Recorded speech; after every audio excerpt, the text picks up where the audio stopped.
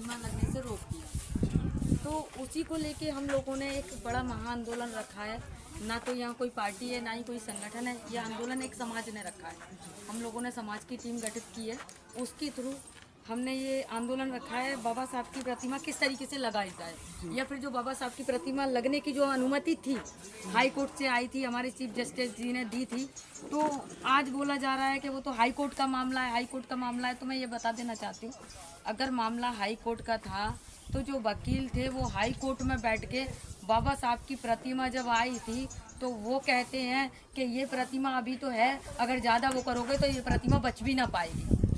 High court में कोई व्यक्ति इस तरीके से फेसबुक लाइव चला रहा है, बोल रहा है, तो ये तो असंवैधानिक तरीके से है। उनके ऊपर तो तुरंत एफआईआर कर देनी चाहिए। अभी तक एफआईआर क्यों नहीं हो पाई उन वकीलों पर? क्योंकि वो आरएसएस के लोग हैं, बीजेपी के लोग हैं, और सरकार हमारी नहीं है, इसलिए उन लोगों के ऊपर एफआईआर नहीं हुई है।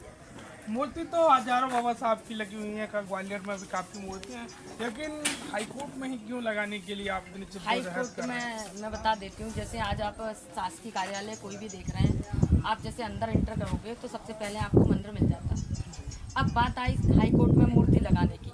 आज जो बाबा साहब हैं, बाबा साहब संविधान निर्माता है, भाई लॉ कानून किससे चल रहा है? संविधान से। तो पहले तो इनको बाबा साहब की मूर्ति लगाने से आपत्ति नहीं होनी चाहिए। जैसे कि हमारे यहाँ एक डिस्ट्रिक्ट कोर्ट है, एक हाई कोर्ट है। अभी डिस्ट्रिक्ट कोर्ट भी नया बना है, हाई कोर्ट भी नया बना है। तो जो डिस्ट्रिक्ट कोर्ट बना है वहाँ भी एक मंदिर बना हुआ है। अगर इनको विरोध करना था तो वहाँ मंदिर का विरोध करते, तो हम भी मान लेते। उन्होंने मंदिर की सहमति दी और बाबा साहब की प्रतिमा लगाने की विरोध की, तो ये कहीं ना कहीं जातिगत जा रहा है। इनको पता है बाबा साहब एक दलित समाज से बिलोंग करते हैं, अगर एक ऐसे व्यक्ति की मूर्ति वहाँ लगाई जाएगी तो कहीं ना कहीं उनके मान और सम्मान को क्षति पहुँच जाएगी।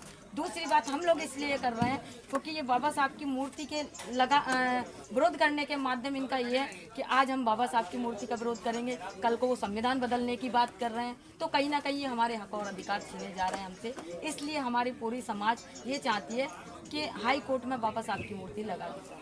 कुछ लोग और खासकर ग्वालियर से ये मांग उठी है कि बाबा साहब संविधान निर्माता नहीं थे, कोई बीएन राव को लेकर आए वो संविधान निर्माता थे। जैसे कि बाबा साहब का भी स्टेटमेंट आपने देखा था, जैसे जब संविधान लिखा जाता है तो एक कमेटी बनती है। जैसे कि हमने भी एक संघर्ष समय वो बनाया है, तो उसमें एक कमेटी बनी है, और तो कमेटी में हम किसी न किसी को तो जिम्मेदारी देते हैं, कार्य का भार दिया जाता है। अब बीएन राव थे तो वो भी बाबा साहब के सहयोगी थे, लेकिन लेखक तो एक ही होता है ना। बीएन राव ने खुद एक्सेप्ट किया था कि नहीं, ये संविधान बाबा साहब जी ने बनाया है, तो इनको पहले ही विरोध करना था।